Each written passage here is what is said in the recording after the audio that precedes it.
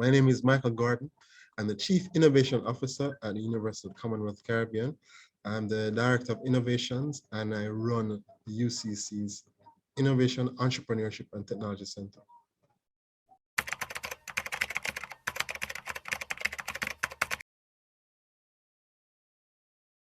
Well, my background is in technology. I have a BSc and an MSc in computer science from UWI. I started as a software developer at UE, and after graduating, I went to RADA. I worked on the farmer registry ABIS, was presently used to register all farmers and support anti-predatory larceny measures, as well as assist with production estimates, right? And essentially, all the support the ministry provides to the government, to the farmers, they use ABIS as a statistical tool, right? After which I went into finance. I worked with First Global for a short period of time, and then I went to a startup called Transcell, which was a mobile payment startup. We did a lot of great work, a lot of technology. However, the whole effort, it didn't pan out as exactly as well wanted. There were some spin-offs. There are a few companies that came out of Transcell. A few are doing well right now. After that, I went to VMBS, where I worked there for another short period of time, a short contract, where we built out an origination platform where allowed the people to sign up and improve the efficiency of how VM manage customer records. After that, I went to Spatial Innovation, where I did a lot of business. This is where I started transitioning from technology into business, where I started to sell geospatial solutions. So I was a part of a team that led the upgrade of JPS, their asset management system, where they keep track of all the poles and the devices on the road. So we upgraded that system for them, and that helped to cut down a lot of power cuts and outages. Because now JPS knew exactly where the devices were, which ones were on, which ones were working, how much power, how much load was on each line, and how the power was flowing from device to device. I also worked with JSL, helped them build out a system there, and a few other government agencies and private sector entities.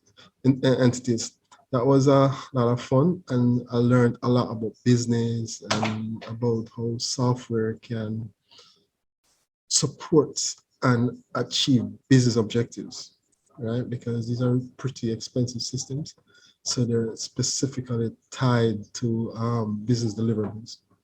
Right? So you pitch it to a CEO or above, you have to outline exactly how his investment, what is ROI, regarding these investments. After that, I came to UCC, supporting the innovation center and the chief innovation officer role, where my role here is primarily to help ICT, original ICT strategic initiatives, and then to help business development, as well as to help cultivate the entrepreneurial spirit in students, faculty, and staff. We support students and faculty and staff in the commercialization of the research, the build out of their businesses, and helping them get to market. We also work with the UCC team, the group of companies, to develop new products and services, as well as how to bring those products and services to market, and how to we help spin up new units and subsidiaries. We help those various units and subsidiaries with business development and acquiring opportunities, helping them work with other units within UCC, the UCC group of companies, about 7 subsidiaries.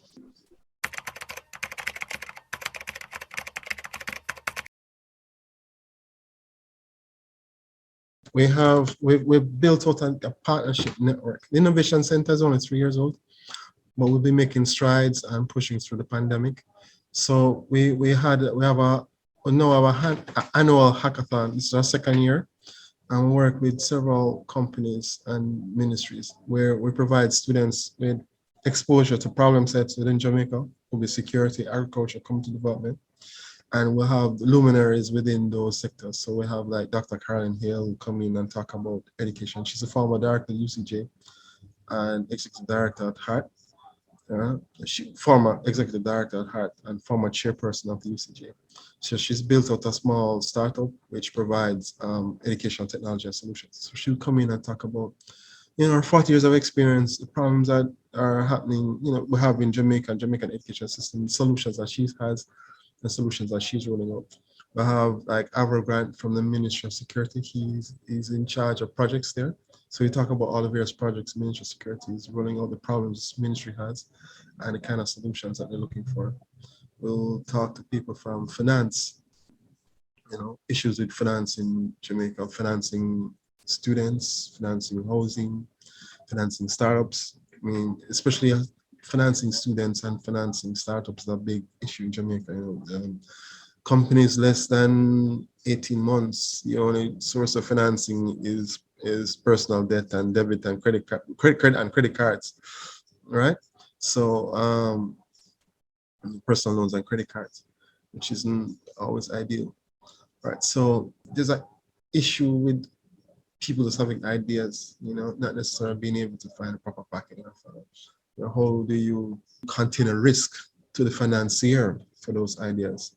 How you de-risk a project, how you attract international financing, how you ensure that someone can provide return on investment to an equity investor, how can they service a loan, stuff like that, right? And then what are the different types of products and instruments that we need to create to facilitate, necessary innovation and higher risk investments, because you're not going to move forward if we keep doing the same old.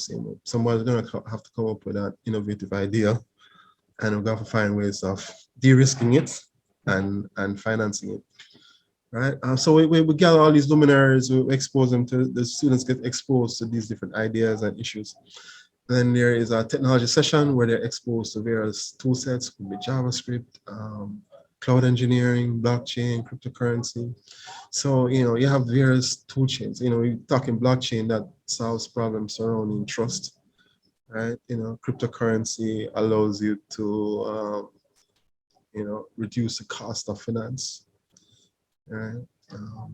Artificial intelligence allows you to automate a significant amount of processes, procedures, and encapsulate expertise. So they have all these little building blocks, and they have all these problems. They can define solutions, and they have the building blocks to build those solutions.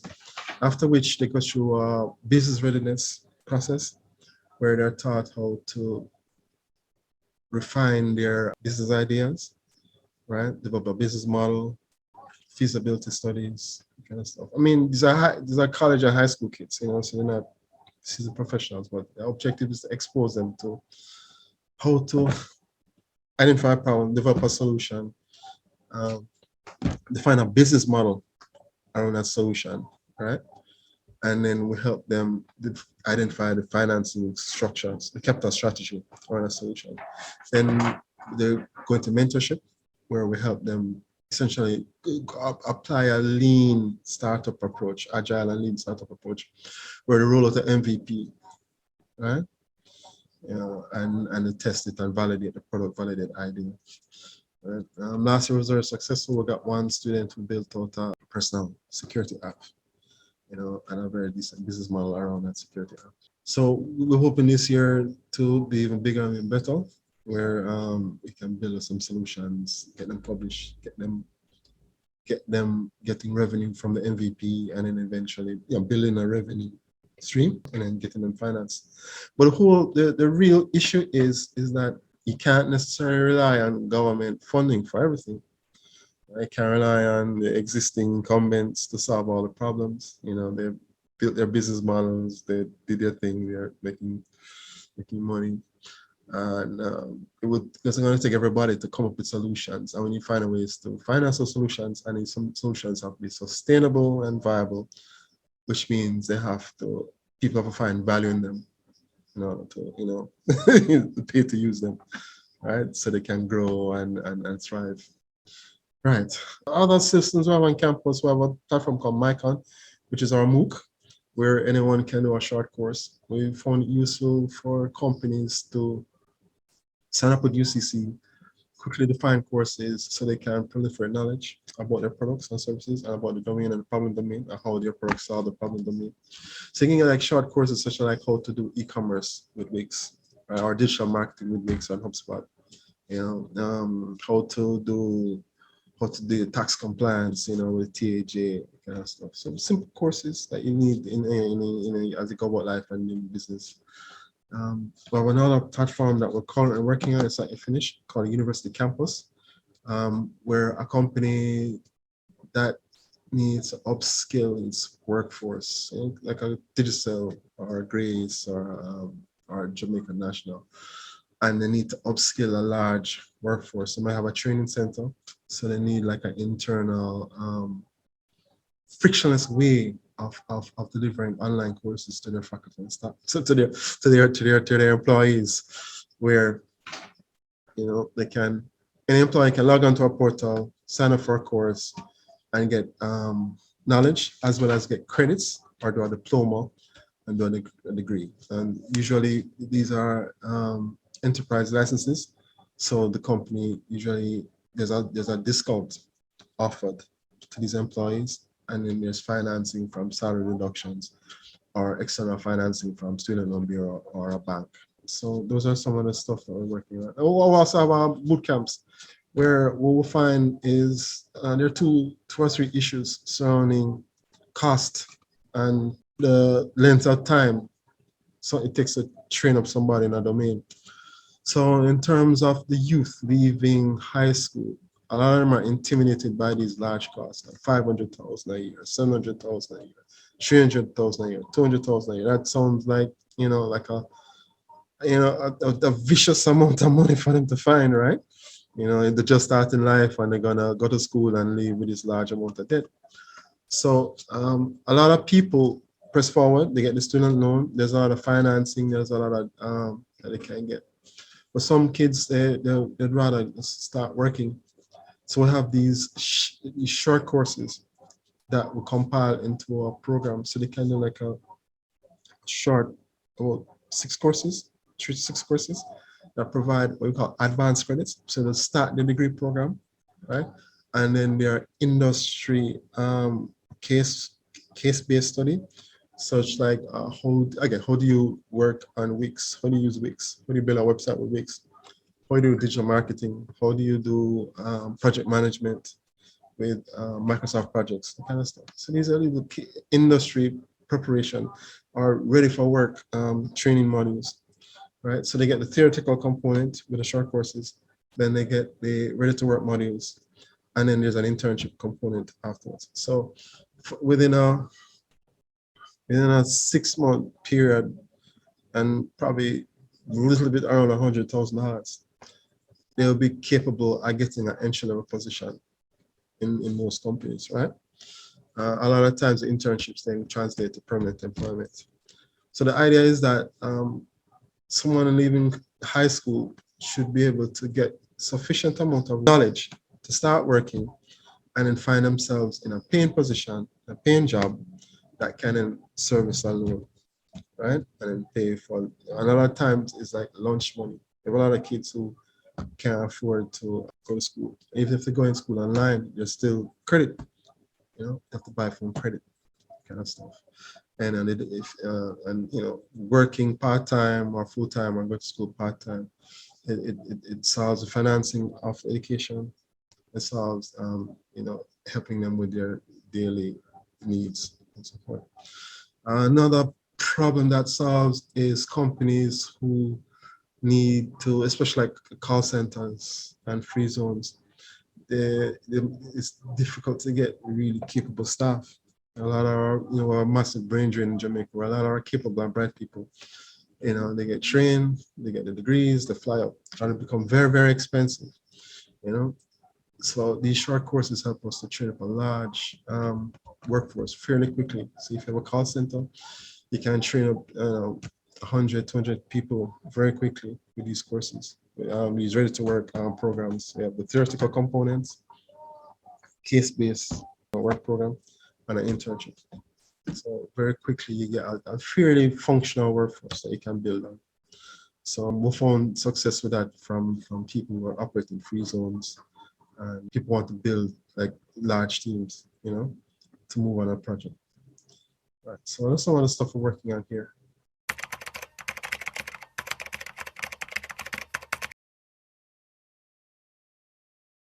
Well, in Jamaica, we have several problems. The first problem is we have issue with access to technology and access to some knowledge, right? We have the telecoms issue to solve, right?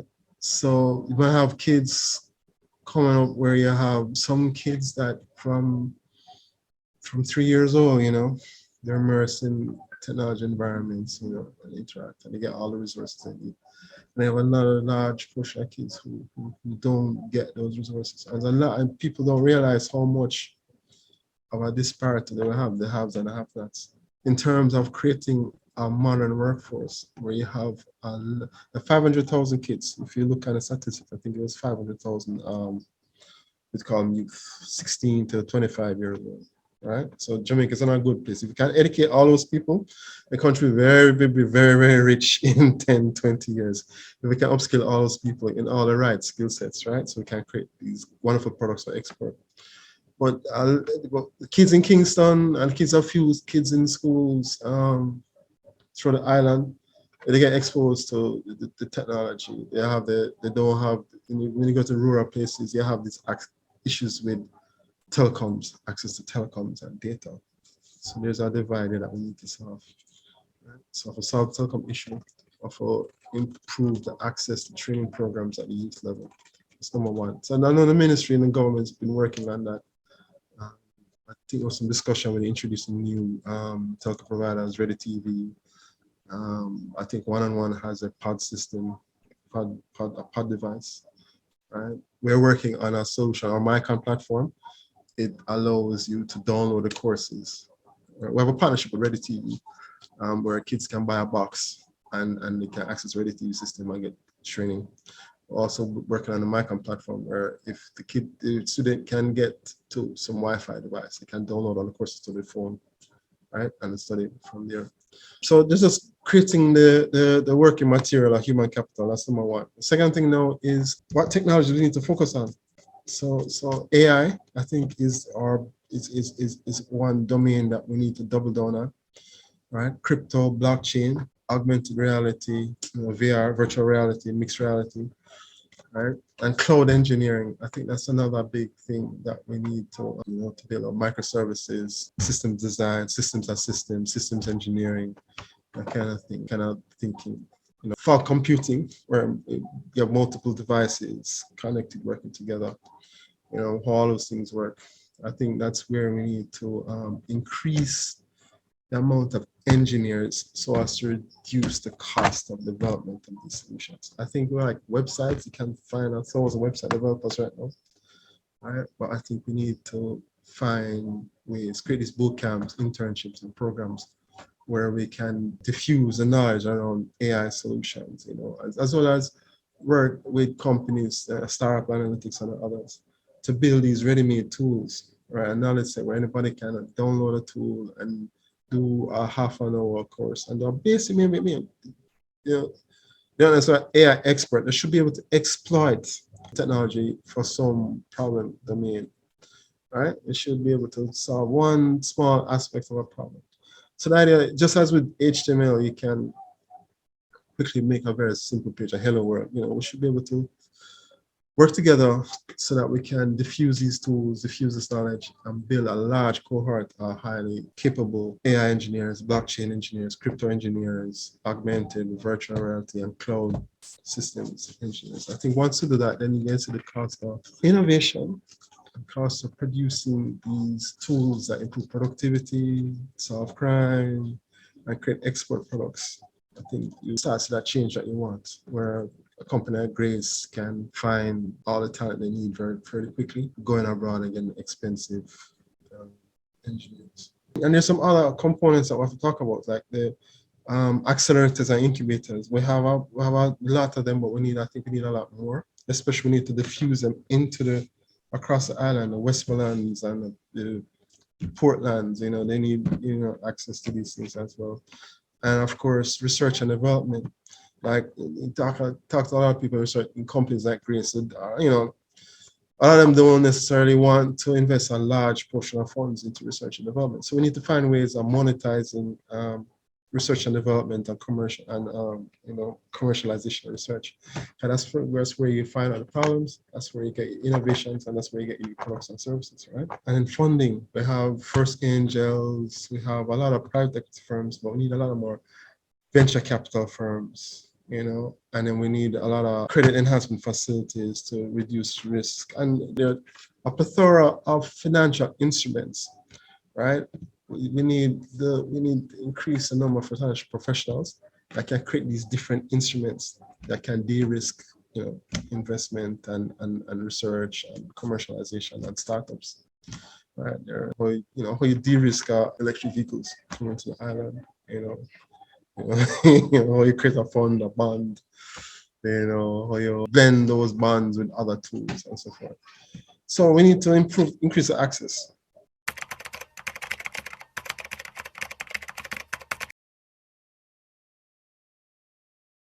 We talk about what's our ultimate goal in life, entrepreneurship. I think we're at a position where we need to change the culture, right? Where we're not looking for someone to give us the job, but we're the job creators, right?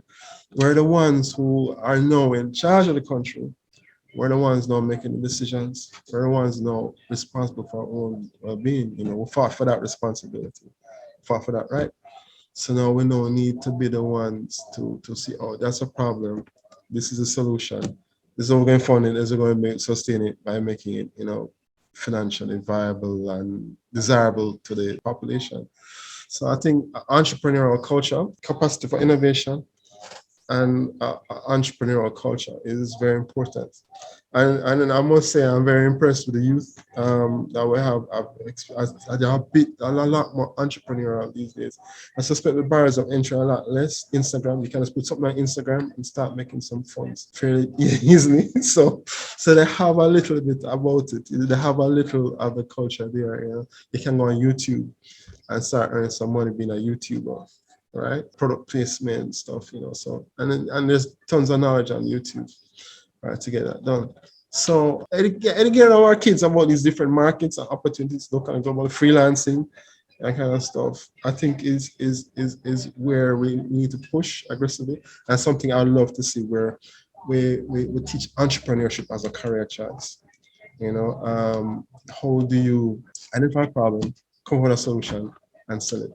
And earn from it, and then this is and is a reproducible and and fairly reliable way of generating income. You can get up every day and get on a bus, get in a car, go to work, wait 25 days, get paid. Or you can get up every day, read a newspaper, talk to a bunch of people, identify a problem, build a solution, put it online, Instagram, YouTube, or in the stores, find all the stores, all the channels, find partnerships of people who might want to use your product and get paid for that as well. So I think that's where one of the things, if I were 100 and ready to depart, and I was to look back and say, yeah, I was glad that I was a part of that. That's one of the things I love to see. Another thing I love to see is urban renewal, where we have all these inner city and communities. We need to go down there, rebuild them, provide people in this community the tools that they need, to take control of their lives and create an alternative way of living. I think that's how right now there's a massive wealth disparity, right? That we need to bridge that and give everybody the opportunity to earn, be wealthy. And to be able to achieve all their dreams, and hopes. That's the impact I'd like to leave, Yeah, if we're at the tombstone,